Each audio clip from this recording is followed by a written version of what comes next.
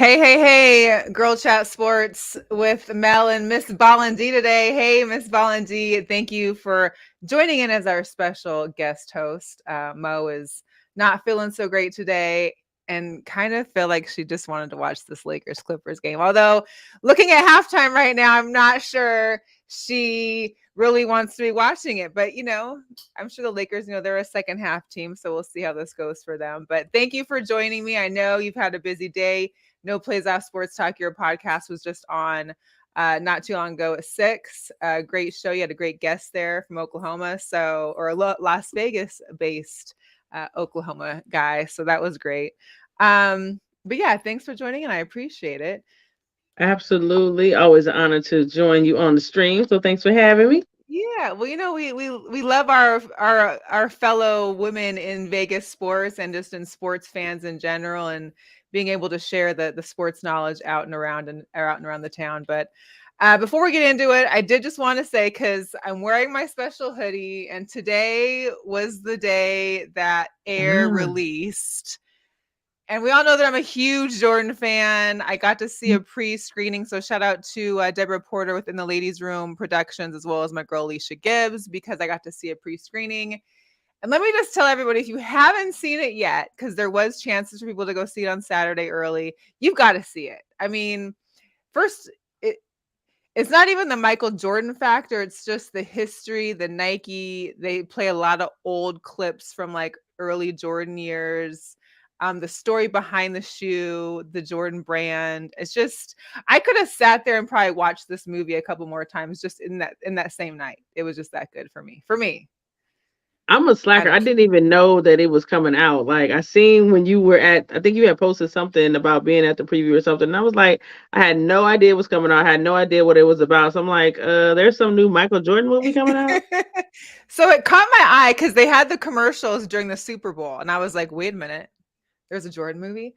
Okay. Yeah, So my clock started rolling, but yeah, it was luckily I had gotten a nice little hookup to get there. I actually, one of my friends won this nice little Air Jordan Premier hoodie, and since it's still 50 degrees in Vegas in April, I get to sport it.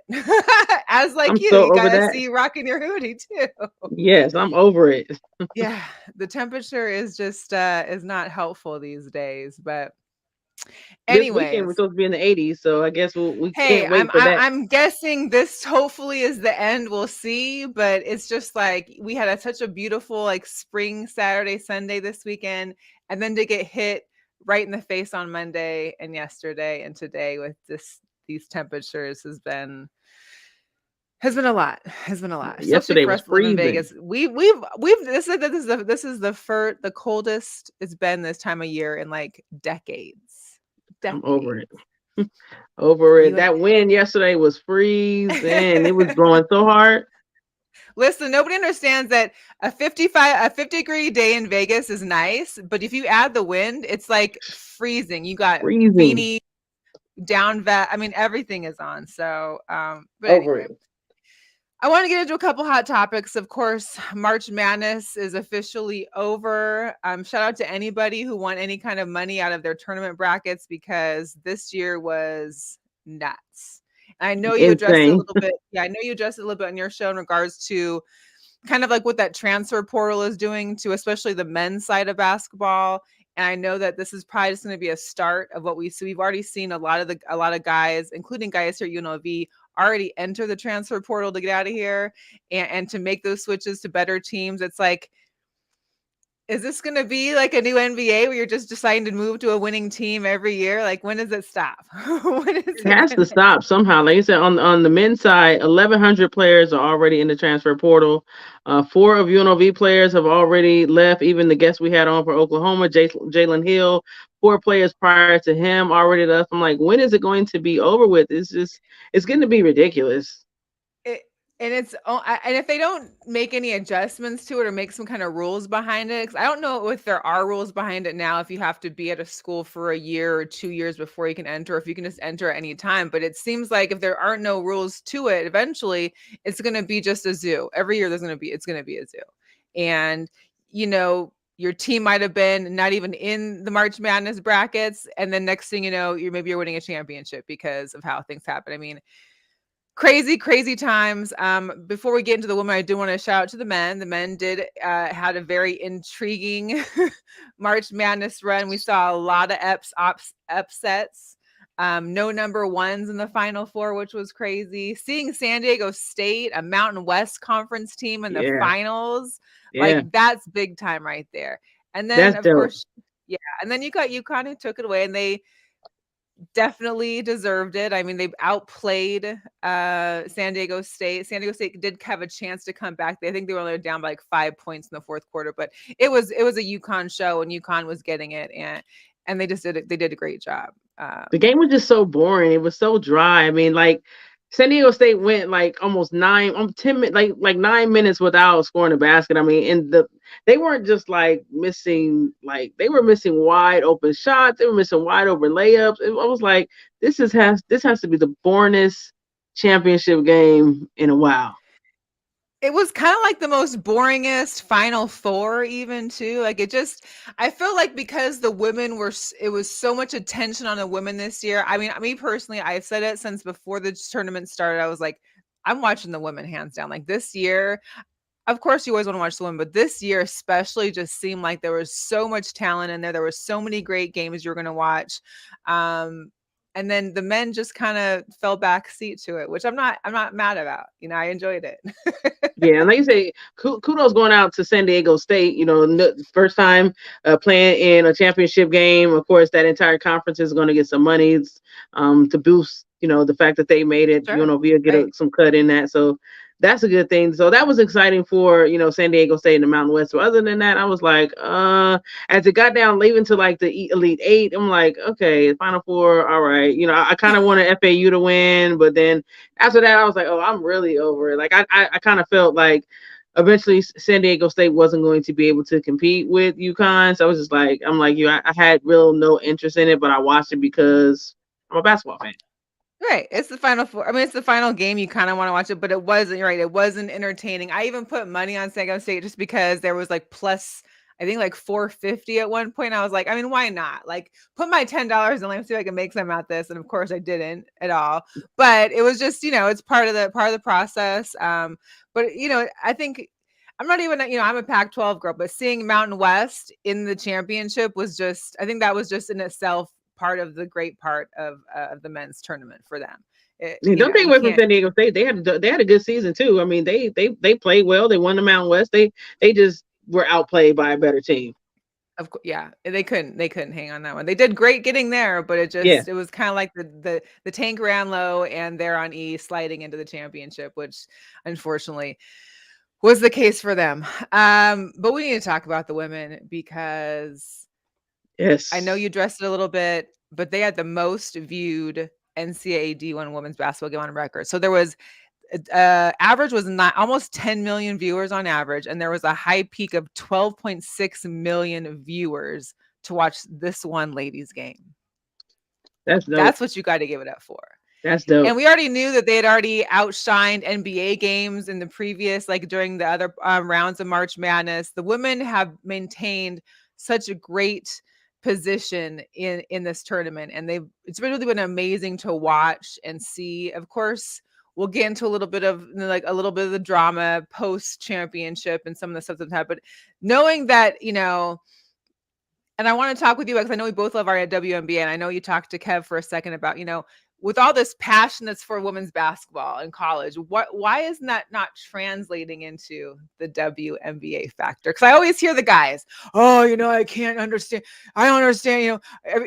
Women's college basketball is so much faster paced, and I just, for me, I feel like I'm seeing those same stars that are in college basketball move on to the WNBA, and they're stars in the. Why are we not watching them as much?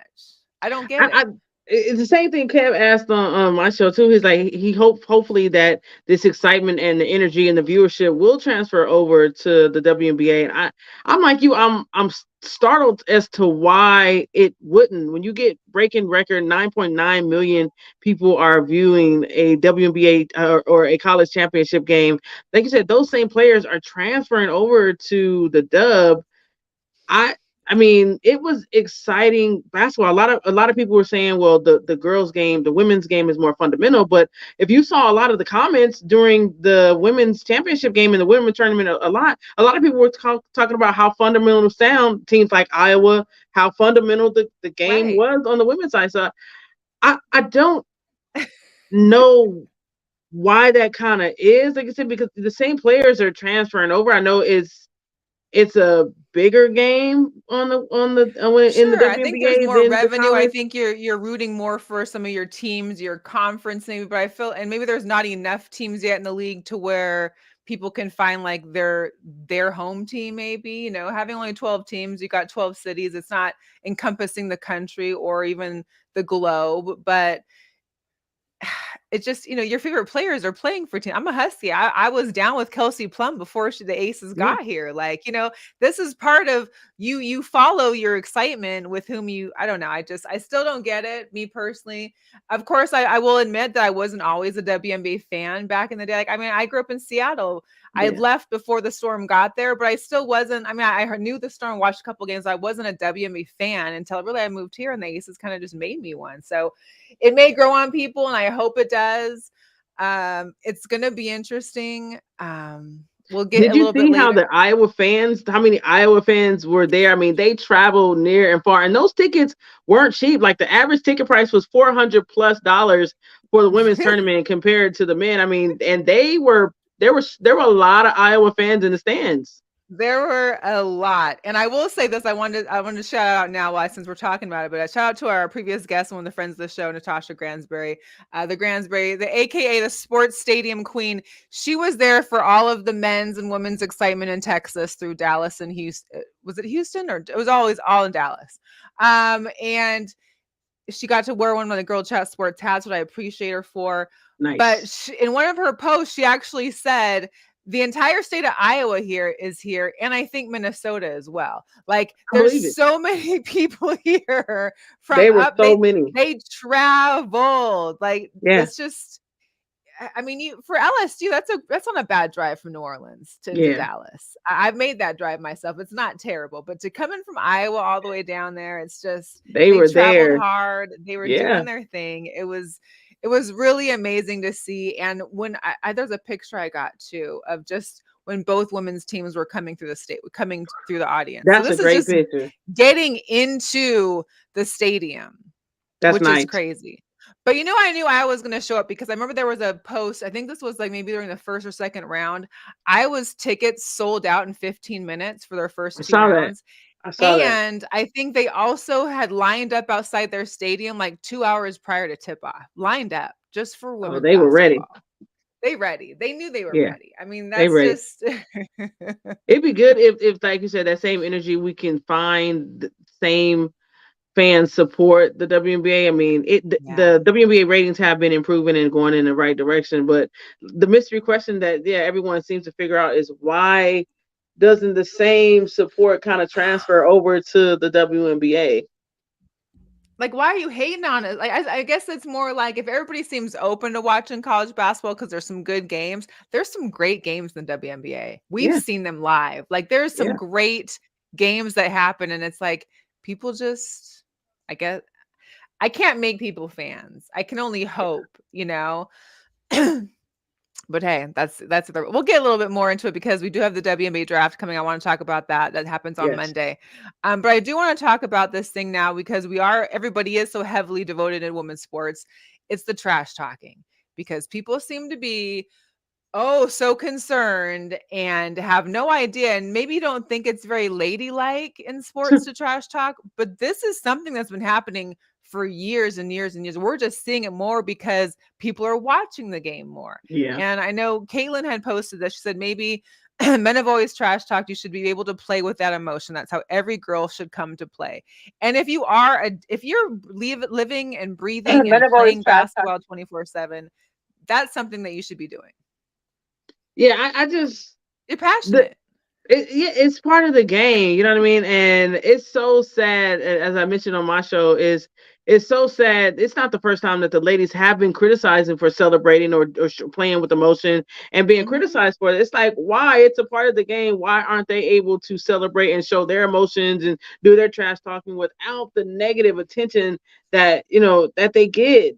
It's just, I think it too comes back on us as media personnel. Is we're Yeah. the ones who are creating and driving this narrative. As a lot of people, have talked about. Caitlin Clark came out today and said she doesn't want Angel Reese to get the backlash that she's gotten. But I think us as media personalities have to be responsible, have to be holding ourselves accountable in regards to what narrative we're trying to create and draw, because we're the ones who making all the hype.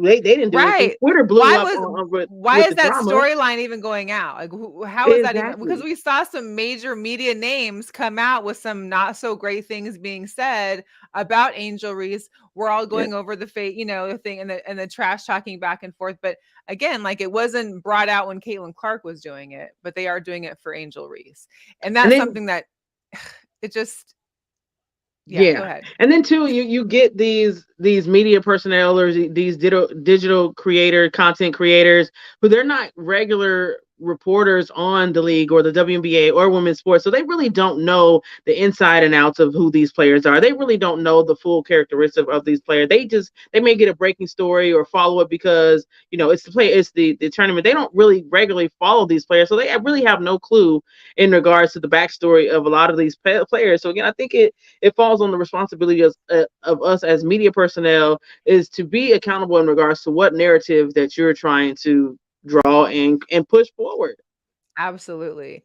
And I think that was the other thing too, is, it got into this big, we already are dealing with number 45 getting arrested and having to go in. And so we've got that race war happening that's Yeah. returning because now he wants to going back into the presidency in 2024.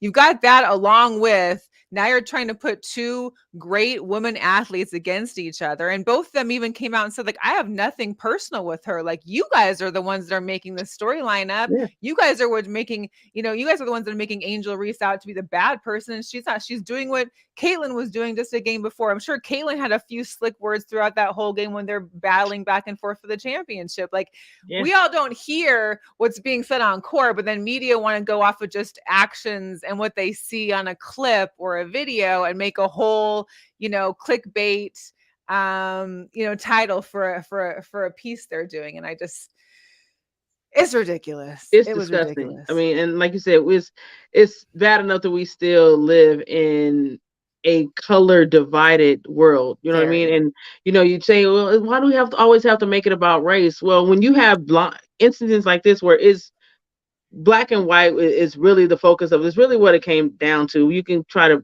downplay it as much as you want, but that's really what it came down to. And to think that in 2023 we're still having these same type of discussions, it's disgusting. It's terrible. And I think it made it worse. And not to make it worse, but of course you've got Iowa with a predominantly white school, a predominantly white team versus LSU, a predominantly black team. And they just for those that are already on those race war lines, it just added fuel to their fire. Yep. Yep. And it's sad that we're here again. But I'll give it up for Angel. She had a great pod she did on, I think it was Papers podcast. She said, Yes. be who you are, never feel like you're too small for somebody or you're too loud or you're too ghetto. I think that's gotten me to where I am. The negative people are going to say what they have to say, and that's on them. I know I've impacted a lot of people. And she said, she mentioned, like, I'm doing this for the little girls out there that look like me, that know that they can do whatever I'm doing, and that's okay. And I think that's great. She said, I applaud Angel Reese for how she's handled this, and for what she's done in this situation. I also, feel bad for Caitlin, because I mean, I don't think she's ever intended for any of this stuff to happen, and especially be against, to have it happen to Angel. It's just, again, media and the way that things are perceived and the way that people are writing about it. It just went too far. It went too Yeah, far. it went way too far, and Angel was saying, like you said, she was doing it for the little girls who don't look like her. And, from the jump, you called us ghetto. You said I didn't fit your narrative. I didn't fit in your Mm-hmm. box. And me, myself personally, I related to it 100% as a Black woman trying to make it in the industry that we're trying to make it in. And, the lifestyle that I live, always trying to, fit the narrative to be accepted. You know what I mean? It Right. has to be a terrible feeling to not be able to truthfully live life in your own skin to be comfortable. That has to be a closet that has to be trapping that I can't imagine. But as a Black woman, to know what that feels like, it's just disgusting. It's yeah, and Yeah. the other thing that got in after this stat happened, then you also have our first lady who chimed in, and I don't know Jill Biden well. I don't know her at all. I don't, I know maybe it was just a slip of just trying to be all loving and encompassing of women in basketball, but she did tweet out that she thought that due to the sportsmanship and the competitiveness of the game, that maybe that Iowa should come to the White House too. Now we all know if you are any kind of sports fan, only winners of championships, professional championships, get invited to the White House. It's happened for decades, maybe a century. Who knows? I mean, that's the only people that go to the White House, Right. period. Right. Right. And Jill That's had the mentioned, yeah. tradition of what happens. And that's tradition. It's not, there are no participant trophies for coming to the White No. House. There are No. no number twos. It's just how it No. goes. Yeah, and Angel Super Reese came Bowl, out today World and she's like, Series, "Oh, all yeah, that. exactly, exactly." She's like, yeah, we'll go to the White House, and maybe we should be invited to go see our former first lady, Barack and Michelle." And I'm like, "Well, Yeah, she said that she was like, we're gonna go over to Brock and Michelle's house instead. And I yeah, was like, the only thing that I didn't necessarily care for her saying when in that podcast was that she doesn't accept Jill Biden's apology. And my thing is like, I know you don't agree with it. I know you're not happy about it. I know Jill probably wouldn't have said that if it was LSU coming in number 2, or maybe she would have. We really don't know because it was such a great team and it was such a big, I guess, storyline for women's basketball is having these two grades going head to head in the championship. And I was just like, that one thing that she mentioned when she said, I don't accept her apology, I was like, well, I mean, you can accept it, doesn't mean you're okay with it. I mean, yeah, she did say what she said. You said what you said. I just personally was kind of like, well, I mean, it is the first lady of the United States. Like, I mean, I get both ends. Because again, did you coming from what everything that they're dealing with in regards to the bigger picture of it all? Did you yeah, come out and apologize, Jill, because you really felt compassionate to apologize, or what was it? PR control?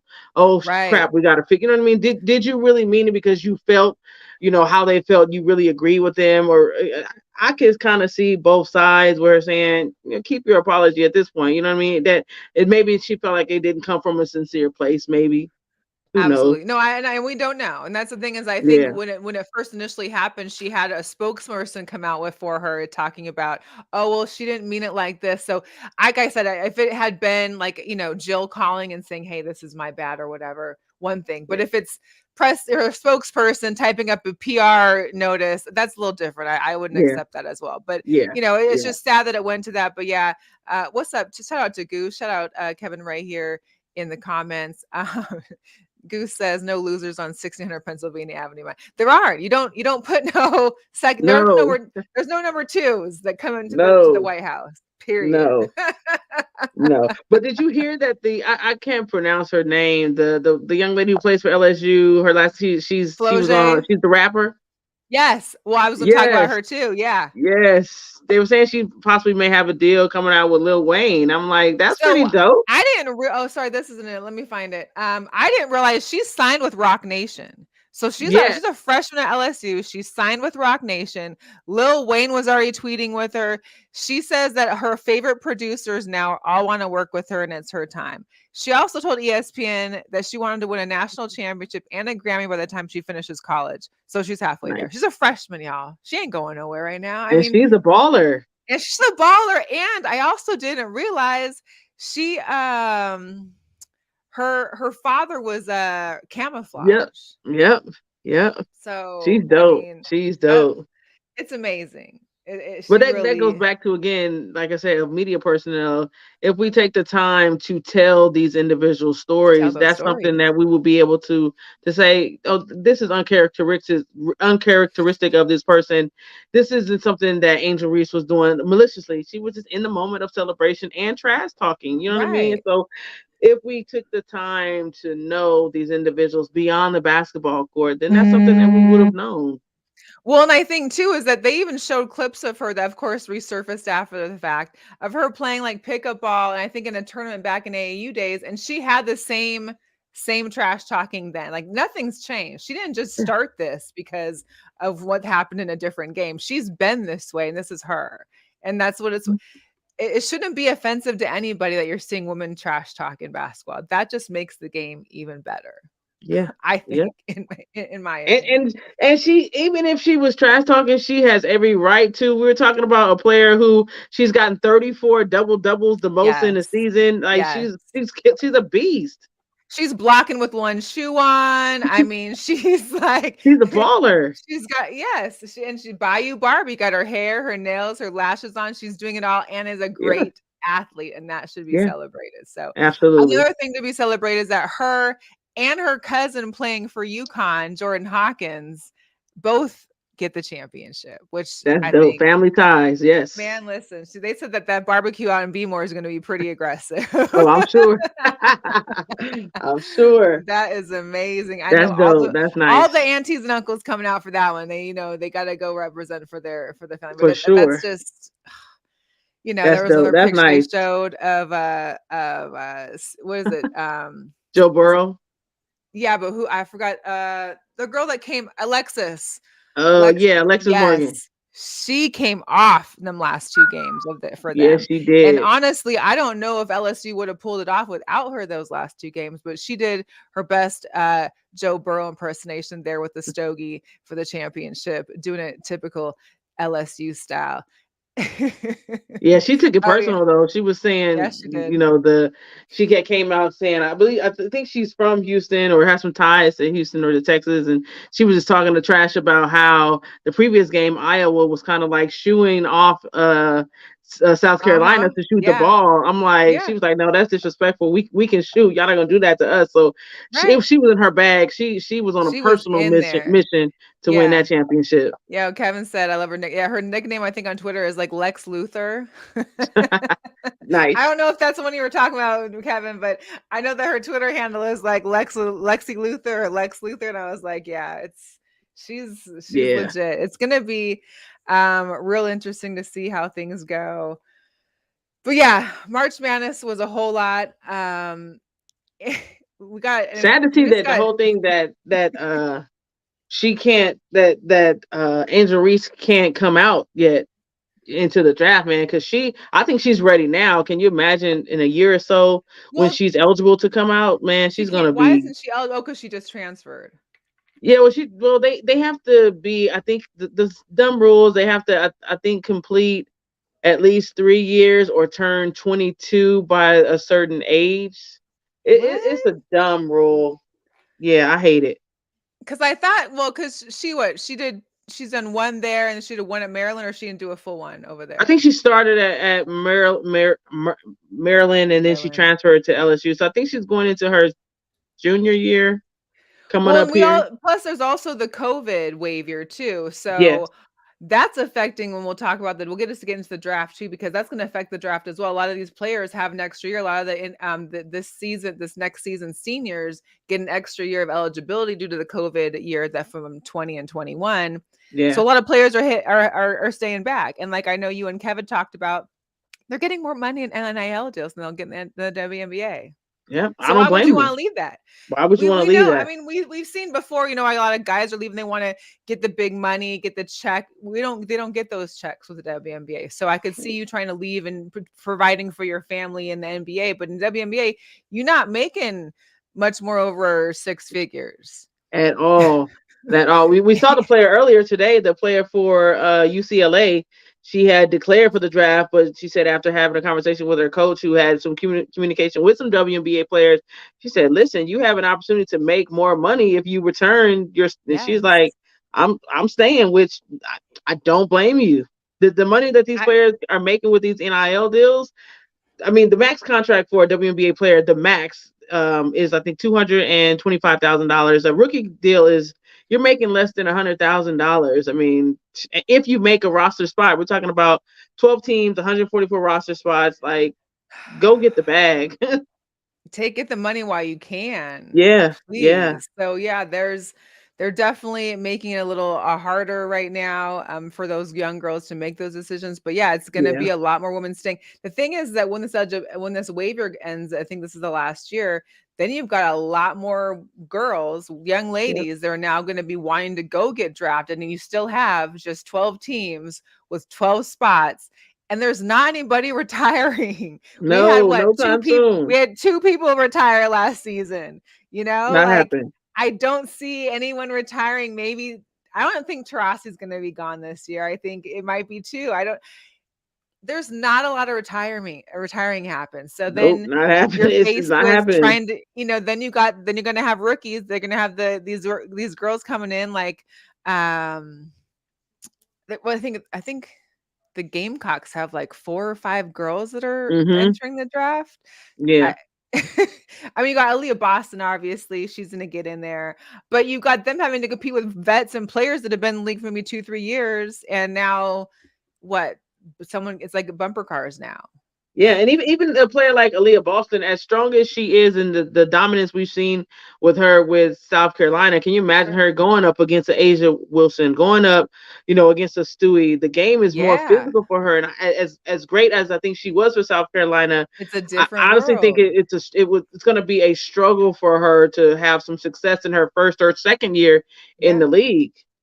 When we heard from Kelsey Plum when she had her whole article about, leaving college and being the top of, being the top in college and going Hmm. in straight into WA, she was young. She didn't know a lot of things. Her game was different. The game itself was different. And she had to really take focus and learn how to get into that one niche. And that's what I Yep. think a lot of these women are going to have to be doing. And so the WNBA draft is on Monday. It's going to be at 4 p.m. It's out in New York.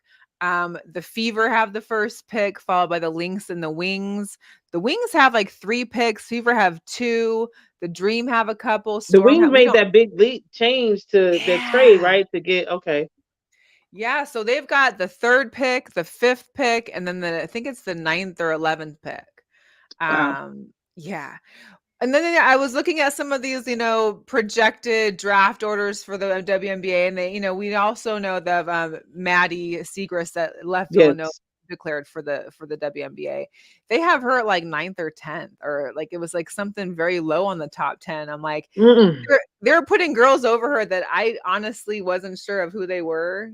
Kind of, I I mean, I'm wouldn't not. trust those mock drafts though. I know it is, but I just from seeing, but there's not like there's a lot of women's mock drafts happening out there right now. Yeah, I'm seeing yeah. more NFL mock drafts, and we're still like, a whole 30 days and Away. out from it before, we're seeing these ladies getting the love. So it's going to be interesting. I know that one of the players from Iowa State is going into it, Ashley Jones too. Haley Jones from Stanford. Stanford had that Essence Booker from disappointing loss. Lady Rebel, Oh yeah. she's in it as well. Oh man. And that So I think I read last I read there was 80, either 80 or 88 women who have declared in this class, and some are still dropping out. But that's I mean, and how many open spots there are? Do we have open spots? like we don't probably don't even have half of that. I Yeah. I mean, mean, there's going to be a lot there's of 12 teams. They do 2 rounds, I think. So right. I Well, there's going to mean, be a lot of practice. There are a lot of the practice teams to get training into camps. training camps, and we're going to see a lot of cuts, and we'll see how they push through. I guess. I mean, not everybody has an already stacked team like us, so I guess whatever they can do Yeah, to make it yeah. better. But Wish them oh the best of luck. man, That's all we can do. I mean, at it's this going to point, be tough. I just it's wow, tough wow. anyway. Yeah, yeah.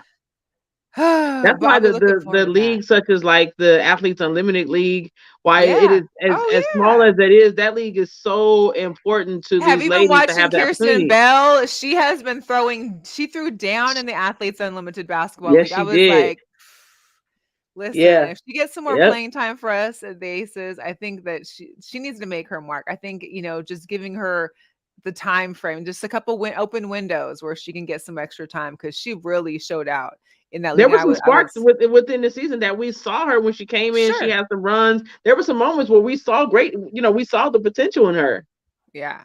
Well, just watching her and seeing her tape from when she was in college, like we knew she had it. But getting to play 1 or 2 minutes here or there when you're down or you're up by 30, it's not the same as like you're Yeah. actively competing in a game when people are really it just really showed for what she has and what she stands for. Of course, Sydney Colson was there too, and Yeah. she's always She just was entertaining to playing. You could see her. She was her confidence. She had her swag. I mean, she was talking the trash. She just seemed like watch. she was comfortable and she was playing freely. And I think that kind of transferred on the court for her, which is why she has the success she had with Athletes Unlimited. Right. It was great. It was It really was great to exciting watch. for her. It was great to see. Yeah. So I know. Okay, Lakers came back. I think it's like 8 points. Oh, they cut the lead. Oh, Eight, I 9 points. I turned Okay, so away from it. I know. I was like, let me do a check because we want to talk with the NBA. Oh The yeah, they Western did. Conference Wow. is still an insane battle right now. Here's a little bit of the picture as of yesterday. We know the Bulls. My Bulls made it. They're for sure making the play-in tournament. So congratulations to the Bulls. The Bucks secured the number 1 seed in all of the playoffs, so they're going to be having the home court advantage throughout all the playoffs. Celtics secured number 2.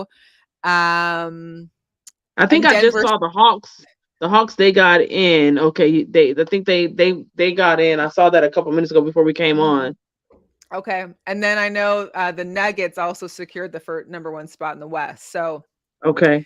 you've got seats 5 through 9, where it literally, I think, is like a game or a game and a half.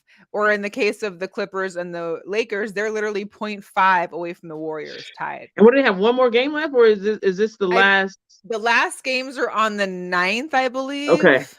I think the 9th. So we've got like a few days left. I'm not sure how many games for each team, maybe 1, 2, who knows. But Wow. It's coming down to the wire, it's literally. coming down to the wire. And what's crazy is because me and Mo, I've been always talking to her about her, I'd be bagging on her Lakers. Are you a Lakers fan too? I don't Yes, of course. Yes. Okay, so bagging y'all Lakers fans. Because you were barely making the play-in tournament, and all of a sudden now you may just make the playoffs, but of course you make that playoff, you win the 6th seed or whatever. Are you going against Denver? Are you going to, it's gonna be a tough road, but They've I been just playing. They've actually been playing well. Like the last 4 games, they've been. hmm I mean, Anthony Davis, he's been carrying the team. LeBron James, AD, I look, think the it night took before them last. street clothes off finally and is making a difference. Yeah, man. So it's interesting. It's 74-85 right now. 3 minutes left in the third quarter. Wow. Wow, wow, wow, Yep. wow, wow. So it's intense. It's intense. The Warriors have been having crazy games. Poole hit for 18 in the 4th yesterday, which carried them Wow. over Oklahoma City. Yeah. The Kings clinching their first. So first of all, my Mariners had the longest standing drought for 20 plus years, right? So once Yes. we we got in the playoffs last year, the next on the list was the Kings. And they came And the Kings through. not and they not only clinched the playoffs, but they're also Pacific Division champions. Hasn't Yes. happened since 2003. They just have a young squad that they're hungry and you can see it. They are playing great basketball. That's something to watch too, because as Mo would say, the young Tito's. They got the young Tito's out there that really just be Yeah. out there rocking and doing the things. Pistons clinched the NBA's worst record this season so far, so they are hopeful to get that number 1 draft pick. Gosh. And Man, they trying to yeah. get Bam in. They They set themselves up great. They mission They accomplished. sure did. They sure listen, whether it was tanking or not, we won't know, but they sure definitely are setting themselves up for that Man, one. That's just great. And then we got the Warriors. I mean, the Warriors have had their struggles, but they got Wiggins, who supposedly he's back with the team now. what is up with He's that drama? What is up with and he that? won't talk about it. He Some say just he was cheating. Some say he took a leave of absence to be with his father, who's been dealing with right. a medical illness. The wife came out and said the reports of him cheating are absolutely false. Why did you make Well, I up thought there were these reports of allegations? her cheating. Oh, it was her. I thought it was him. I thought it was her cheating. If Oh anybody's my in the god. comments, I thought it was her cheating and that he needed to take time off. Of course, there was also that it was his father that was ill, but then he didn't even when they had the presser, he was like, I just want to leave it at that, respect the family's privacy, but it was a family matter. But I'm like, 22 games? That's a lot. I mean, it's a lot. I mean, all That's a respect lot. to family and family, everybody has family issues. If you got to go handle it, you got to handle it. But that's a long time he was gone. So now, Kerr mentioned that he's not going to be back this week. Like they're going to have to assess him and figure out where it's at before they put him back into the lineup. So, Oh, I can imagine, especially if it was his wife cheating and all. I mean, that was a long time that he was away. 22 games, like I, that could be nasty. that's what I said. I mean, those were, That's drama, this is according to like the Shade Room of and course.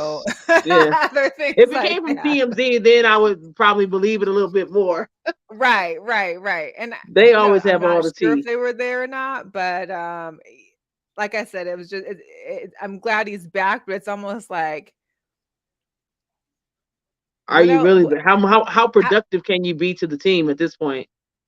in 22 games, like you would think, and God forbid, like there was like a death in the family and you took some time off, but even then we've seen people come after like a Hmm. week back or a few games back after losing a family member, and it's I don't know, maybe his priorities are just different, which is fine. It just seems crazy. We've never seen this kind of situation before, I guess. And that's Yeah, was just a little wild. So crazy. but yeah, this basketball these next few days. I know Kev chimed in and said that the last games are on Sunday. So Okay, we will cool. see Sunday. by Sunday how all the chips fall. I did want to share a little video because everybody knows that I'm a beach girl. I love the pool. I love the sun. I love the water. And I know that the guys on NBA on TNT always talk about, everybody takes the boat to Cancun when they're not in the playoffs and they're getting it out. Yeah, Well, I think Reggie Bullock from the Mavs may be onto something because we all know the Mavs are struggling. They've been continued to be losing. They've literally dropped, I think, a 90% chance of playoff berth from the last 2 months. They went from like 96 to now like 3% or 6% of chance of making the jeez. playoffs. But Reggie Bullock went to Belize and bought himself his own private island that he's nicknaming Bullock Island. Wow.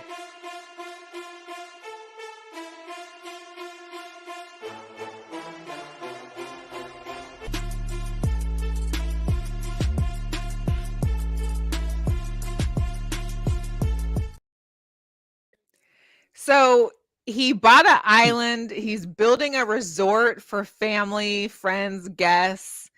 I'm all for it. But And where it's is this? funny Where because is it at? in Belize, it's a little Okay. island off of Belize. I think it's Palencia or something like that. Like I think it's a little bit north of Belize. Is that where he's But from, or does he have any ties there? Or is I don't think so. I think it's just he wanted to invest in some land. Other people are buying cars and have multiple homes. And he's like, screw it, I'm buying an island. And I am not mad at him. nice? But Okay. yeah, of course the comments are full of, well, that's where you're going in a couple days. So you might as well Petty, get that petty. resort going, get that resort started. The internet does not hold back They do not at all. at all. I don't know. Are you a Dodgers fan too then? Are you part of the Dodgers Yeah, I'm mafia a as Dodgers fan, but I well? haven't been really up on the whole baseball thing. I was so wrapped into the NCAA thing. I haven't really Right. dived into everything that's happening with baseball. I know it kicked off a week last weekend, but I haven't really been following it too much. I mean, it's the first week. We can't really get in deep down into the wins and losses. It's only the first week, but there are a few highlights that I wanted to show because we all know that there's a pitch clock now. So this season Yes. there's a new pitch clock, and it's already become an issue, or I guess a blessing for some. And here's just a few highlights of that. At times. That's a strikeout. There's a violation. Ron Culpa just rung up Manny Machado.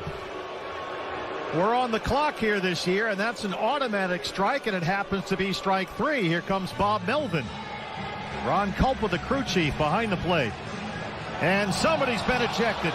Looks like Machado will lead off against Carlos Carrasco, making his first start of the year, and a violation called on Carrasco before he throws a pitch. Unable to get the pitch off before the timer ticked down to 0, so it's a 1-0 count. Pitch clock violation here has been called against Ohtani. With Cal Raleigh about. He's not in the batter's box at 8 seconds, or I guess not in there in 8 seconds. He's got. So you had Manny Machado getting ejected and striking out after the pitch clock violation, which he wasn't fond of, so then he got ejected. Carlos Carrasco, so before the game even started, he didn't even throw one pitch, and he already had a 1-0 count because the pitch clock for him had expired. And then Ohtani became the first player, because he's the first pitcher and hitter combined to have basically a clock violation as both a pitcher and hitter. So what is the actual time limit on it? What is the actual? 15 seconds. Okay. And I think for the batter, you have to be in the batter's box by, I think, the 8th second. That was just new this year, added this year, right? Yeah, the pitch clock. Okay. So it's already causing some drama in the world, which is insane. The last 2 clips I want to show are just, of course, of my Mariners because they're awesome, but they're not. Castillo, this guy caught this pass behind his back, and he doesn't even look at it. So I want to show that clip real quick too. Or here it is. A little lasso behind the back from Luis Castillo to take one away. 2 gone.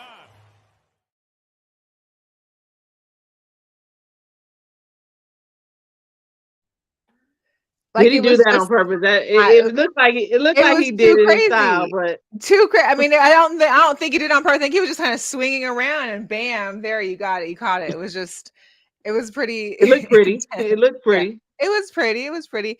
And then we've got Peterson of the Giants, who hit 109-mile-per-hour ball, literally went straight through the ribbing of the White Sox first baseman. Watch this. Oh my goodness, 109 off the bat and went right through the webbing of the glove. Wow. Right through. Jeez. That came fast. Somebody in the comments was like, when you get your mid-off wish. He didn't even have time to react. I mean, and then, geez. It was crazy, right? And it's funny because usually you see players that do that little mid check when they clearly have missed a ball that they're going for. And this guy, you literally know he caught the ball, just went straight through his mid. Where'd you go? Base hit for him. Wow. Unbelievable. 109 miles per hour. That's 109 miles. I don't even want to be near that ball having to try and field that. No, thank you. Nope. It's too much, and it's a lot. I did have there was a special moment because there's a new rookie for the A's, a pitcher, Shinichiro Fujinami, and so they're playing the Angels against Ohtani. So there's a big Japanese vibe there, of course, but you get to see a reaction of his mom watching him for the first time pitching Major League Baseball.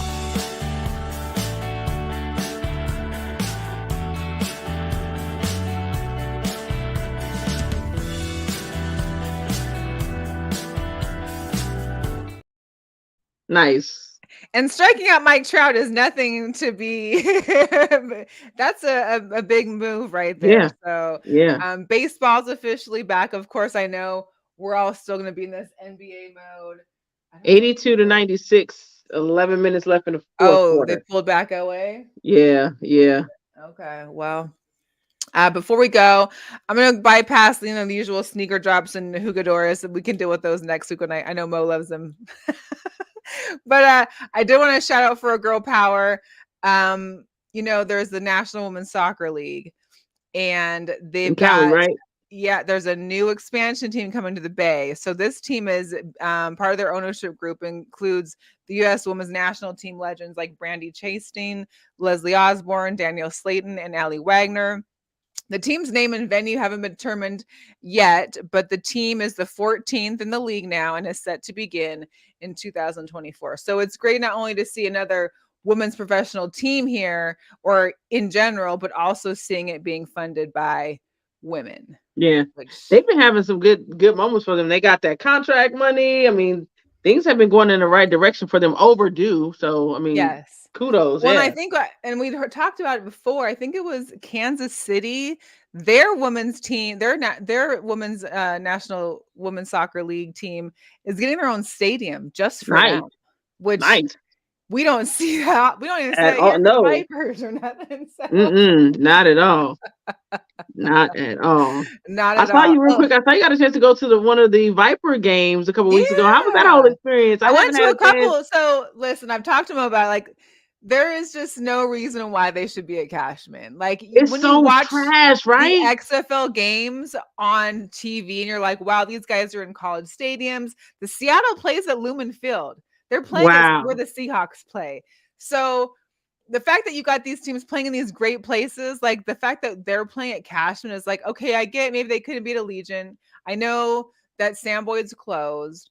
But why, there was the last time I went there was a kid from Bishop Gorman. I told Mo this is that he had mentioned that, they did the XFL did offer Bishop Gorman to use their stadium, which I think would have been fine. But I think Bishop Gorman is the one that didn't want that. I mean, they have Bishop Gorman has their facilities over there their field is is nice. And he said that they already had worked with ESPN, so they have all the workings for the cameras and everything. When you look at it, I hope even on TV, it looks so amateur. Well, what's crazy is that even though last Saturday was the Vipers' last home game, and shout out to their new quarterback that they got. They picked up just after their last loss. So last week, they picked up Jalen McClendon. So he actually got the win for them last Saturday against the Brahms. He went 21 for 31, had 2 touchdowns. Great game. But now the Vipers have 3 games on the road. That was the last home game. Their record is 2-6. Unless they win these next 3 games, they're not going to be in any kind of playoff. So the fact that now you're keeping the lights from coming home until May 5th, you're keeping anything else from happening because the Lights have a game. They had a game tonight that they had to take place at UNLV against a part of the U.S. Cup. That took place today, but they couldn't have it at Cashman because the Vipers. But the Vipers aren't here anymore. They're gone. Their season is now all on the road. Who planned that? That's. But if you were to see how they have, I mean, when you look on TV, it's a little different, maybe. But when you're there, you can barely see a clock. You really can't see a clock. You don't know what the score is because there's one scoreboard and it's on the makeshift tower that they have the broadcasters and the offensive and defensive line coaches sitting and calling plays from. It's just kind of a disaster. Although the media area is beautiful, the media area is all inside. It's all, it's a great little area. How was the whole fan? How was the fan? How did the fans take? Diehard fans, because the first home game it was downpour raining. The second home game it was wind gusts of 50 miles an hour. So the fans still came out. I'd say I think they had 6,000 or 7,000 the first week. The second week maybe it was 3 or 4. But you're also going against UFC concerts. T-Mobile had Taylor March Swift Madness. was here last weekend, and that was bananas. So much was going on, and it's hard to also compete. But they definitely have a base. They'll have a crowd base, and I think people love it. It's just I think all of us, including all the other fans of the other teams, know that we're really getting gypped as far as the location. We're in Vegas, and this is no, that's not it. That's not it. And also shout out to our Vegas Golden Knights who clinched a playoff berth. They are not only, I always report this, they're always first in the Pacific Division, but we are actually first in the Western Conference right now. And I know tickets are on sale. You can start getting tickets for that first round. So make sure if you want tickets, go to access.com and get those tickets. I did before we gotta go. I gotta shut out. Listen, Kelsey Plum is doing some major things out there in the off season. Fire, right? That I was like, come through, Listen, KP. come through. KP Yes. is a full-fledged model. She's out here for the GSTQ line, which is also owned by XFL owner Danny Garcia. She killed it. She is killing it. Yes. Listen, I can't. She's killing it. She has that marriage glow on her, and she's like, I want all of it. She's loving life. I mean, she's probably gonna have a house out in New York pretty soon too. So yeah, I'm here for it, KP. It is all for it. She's doing it. All for it. Hey, listen, that's gonna be it for the show tonight. I appreciate you for coming on, Miss Ballin D. It's always great to chat with you. We'll definitely have to catch up soon. I'm sure we'll see you at Aces game, but let's catch up because but yeah. Tell everybody where they can find you, like on social media, and when your guys' show is. Absolutely. You can find me on social media under Miss Ballin D. You can follow my sports page, No Plays All Sports Talk, on Facebook, Instagram, and Twitter. And our show is each and every Wednesday night, 6 p.m. Pacific Standard Time on Hot 702.5 FM. Awesome. All right, y'all. We'll catch you next week. Hopefully Mo is feeling better, and we'll see how her Lakers do. Mo, we love you. We wish you well. And I'll catch y'all next week. See you later. All right. Have a good night.